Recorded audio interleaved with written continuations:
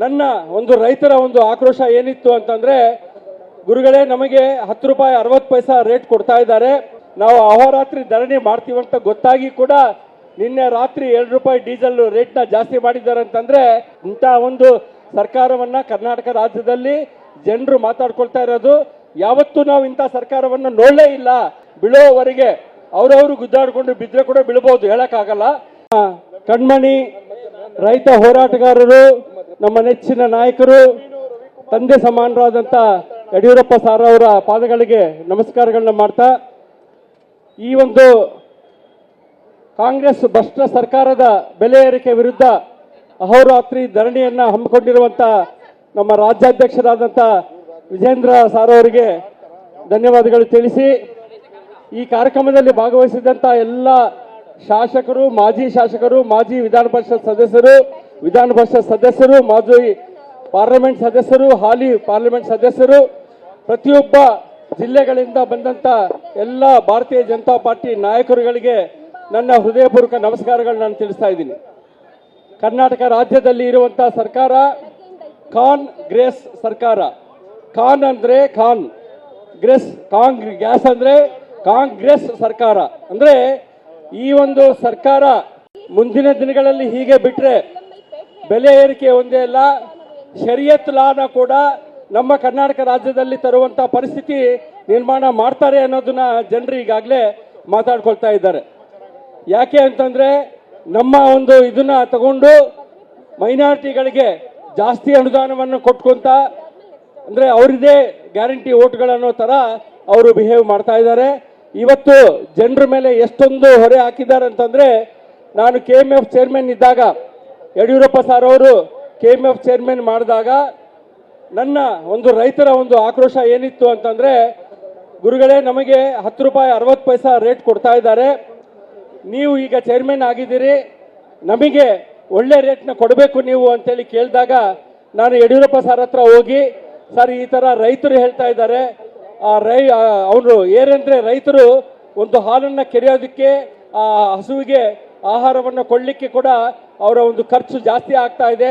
ಹಾಗಾಗಿ ನಾವು ಬೇರೆ ರಾಜ್ಯಗಳಲ್ಲಿ ಬಹಳಷ್ಟು ಜಾಸ್ತಿ ರೇಟ್ ಇದೆ, ನಮ್ಮದೇ ಬಹಳ ಕಡಿಮೆ ಇದೆ, ಹಾಗಾಗಿ ನಾವು ಕೂಡ ಸ್ವಲ್ಪ ಜಾಸ್ತಿ ಮಾಡಿದ್ರೆ ರೈತರಿಗೆ ಡೈರೆಕ್ಟ್ ಆಗಿ ಕೊಡ್ತೀವಿ ಅಂತಂದ್ರೆ, ಯಡಿಯೂರಪ್ಪ ಸರ್ ಒಂದೇ ಮಾತು ಕೇಳಿದ್ರು, 100% ಎಷ್ಟು ಅಮೌಂಟ್ ತಗೊಂತೀರೋ ಅಷ್ಟು ಅಮೌಂಟ್ ಅವ್ರು ಕೊಡ್ತೀರಾ ಅಂತ ಕೇಳಿದ್ರು.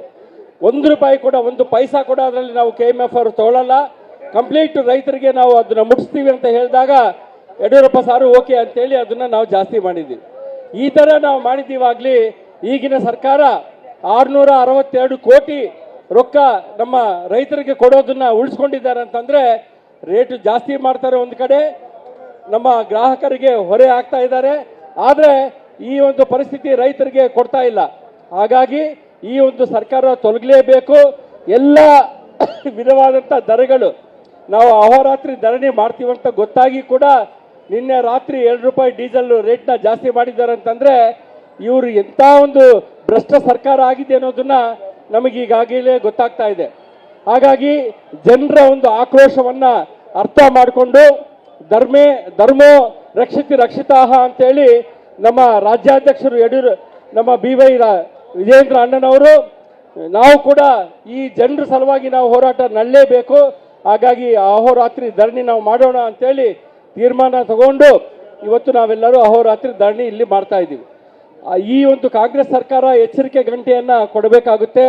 ಅವರಿಗೆ ಗೊತ್ತಾಗಿದೆ ನೆಕ್ಸ್ಟ್ ನಾವು ಗ್ಯಾರಂಟಿ ಬರಲ್ಲ, ಹಂಗಾಗಿ ಗ್ಯಾರಂಟಿಗಳ ಮೂಲಕನೇ ನಾವು ರೊಕ್ಕ ವಸೂಲು ಮಾಡಿಕೊಂಡು ಕೋಟಿಗಟ್ಟಲೆ ಲೂಟಿ ಹೊಡೆಯೋಣ ಅಂತೇಳಿ ಇವತ್ತು ಅವರು ಮಾಡ್ತಾ ಇರೋ ಒಂದು ಪರಿಸ್ಥಿತಿ. ಅವರು ಮಂತ್ರಿಗಳಲ್ಲಿ ಕೂಡ ಸಮನ್ವಯ ಇಲ್ಲ. ಒಬ್ಬರು ಮಂತ್ರಿ ಒಂದು ಸ್ಟೇಟ್ಮೆಂಟ್ ಕೊಟ್ಟರೆ ಇನ್ನೊಬ್ಬ ಮಂತ್ರಿ ಇನ್ನೊಂದು ಸ್ಟೇಟ್ಮೆಂಟ್ ಕೊಡ್ತಾನೆ, ಒಬ್ರಿಗೊಬ್ರು ಸಹಾಯ ಇಲ್ಲ, ಸಹಕಾರ ಇಲ್ಲ, ಪೂರ್ತಿ ಮಂತ್ರಿಮಂಡಲದಲ್ಲಿ ಕೂಡ ಗಲಾಟೆಗಳಾಗ್ತವೆ ಅಂತೇಳಿ ನಮ್ಮ ಆಫೀಸರ್ಸ್ ಹೇಳ್ತಾರೆ.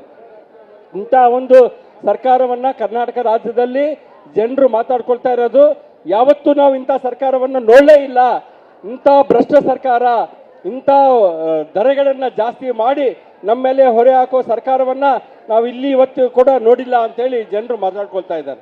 ಹಾಗಾಗಿ ಎಲ್ಲ ಕಾರ್ಯಕರ್ತರು, ನಾಯಕರುಗಳು ಬಂದು ಈ ಒಂದು ನಮ್ಮ ಅಹೋರಾತ್ರಿ ಧರಣಿಯನ್ನ ಯಶಸ್ವಿ ಮಾಡಿದ್ದಕ್ಕಾಗಿ, ಬಹಳ ವಿಶೇಷವಾಗಿ ಬೆಂಗಳೂರಿನವರು, ರಾಜ್ಯದ ಎಲ್ಲ ಮೂಲೆ ಮೂಲೆಗಳಿಂದ ಬಂದಿದ್ದಾರೆ. ನಿಮಗೆಲ್ಲರಿಗೂ ಧನ್ಯವಾದಗಳು ತಿಳಿಸಿ, ನಾವು ಈ ಒಂದು ಧರಣಿಯನ್ನು ಇಲ್ಲಿಗೆ ಮುಗಿಸಬಾರ್ದು. ಈ ಸರ್ಕಾರ ಬೀಳೋವರೆಗೆ ಅವರವರು ಗುದ್ದಾಡಿಕೊಂಡು ಬಿದ್ದರೆ ಕೂಡ ಬೀಳ್ಬೋದು, ಹೇಳೋಕ್ಕಾಗಲ್ಲ. ಆದರೂ ಕೂಡ ಅವರು ಬೀಳೋವರೆಗೆ ಈ ಸರ್ಕಾರ ಜನರಿಗೆ ಕೊಡ್ತಾ ಇರೋ ಕಷ್ಟಗಳನ್ನ ನಿವಾರಣೆ ಮಾಡಲಿಕ್ಕಾಗಿ ನಮ್ಮ ಎಲ್ಲ ಕಾರ್ಯಕರ್ತ ಬಂಧುಗಳು ಪ್ರತಿಯೊಬ್ಬರು ಕೂಡ ಅಹೋರಾತ್ರಿ ನಾವು ಹೋರಾಟಗಳನ್ನು ಮಾಡಿ ಈ ಸರ್ಕಾರಕ್ಕೆ ಎಚ್ಚರಿಕೆ ಗಂಟೆ ಕೊಡಬೇಕು ಅಂತೇಳಿ ಸಭಾಮೂಲಕವಾಗಿ ನಾನು ವಿನಂತಿ ಮಾಡಿಕೊಳ್ತಾ, ಈ ಅಹೋರಾತ್ರಿ ಧರಣಿಯನ್ನು ಯಶಸ್ವಿ ಮಾಡಿದಂಥ ಪ್ರತಿಯೊಬ್ಬ ಕಾರ್ಯಕರ್ತರ ಹೆಸರಲ್ಲಿ ನಾನು ಧನ್ಯವಾದಗಳು ತಿಳಿಸಿ ನನ್ನ ಮಾತುಗಳಿಗೆ ವಿರಾಮ ಕೊಡ್ತೀನಿ. ಹೆಚ್ಚಿನ ವಿಡಿಯೋಗಳಿಗೆ ಪ್ರತಿಧ್ವನಿ ಯೂಟ್ಯೂಬ್ ಚಾನೆಲ್ ಸಬ್ಸ್ಕ್ರೈಬ್ ಮಾಡಿ, ಬೆಲ್ ಐಕಾನ್ ಕ್ಲಿಕ್ ಮಾಡಿ.